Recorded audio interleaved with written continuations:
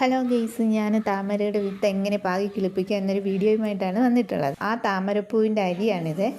ഇതിൻ്റെ അരി നന്നായിട്ട് സിമൻറ്റ് തറയിലിട്ട് ഉരയ്ക്കണം.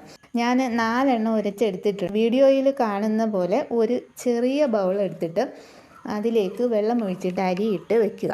4-5 ദിവസം കഴിയുമ്പോൾ മുള പൊട്ടി തൈ പുറത്ത് വരുന്നത് കാണാം. ഇതിന് ശേഷം ഒരു വലിയ ബേസൺ എടുത്തിട്ട് അതിലേക്ക് ചെളി എടുക്കണം. അത് ഞങ്ങളുടെ കുളത്തിൽ നിന്ന് തന്നെ എടുത്ത ചെളിയാണ്. ചെളിയും പിന്നെ അതിൽ കുറച്ച് ചാണകപ്പൊടിയും കൂടി ഇടണം. ചാണകപ്പൊടി ഇട്ടതിന് ശേഷം ഒരു 1/4 ഭാഗം വെള്ളം നിറയ്ക്കണം. വെള്ളം നിറച്ചതിന് ശേഷം ഇതിൻ്റെ തൈ അതിലേക്ക് നട്ട് വെക്കുക.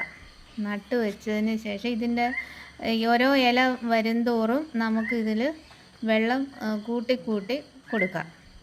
അങ്ങനെ ഇത് താമരയുടെ ഒരു 1/4 ഭാഗം വെള്ളം. ഇത് നല്ല വെയിൽ കിട്ടുന്നിടത്തേ വെക്കാവുള്ളൂ കേട്ടോ, എങ്കിലേ ഇത് കിളിക്കത്തുള്ളൂ.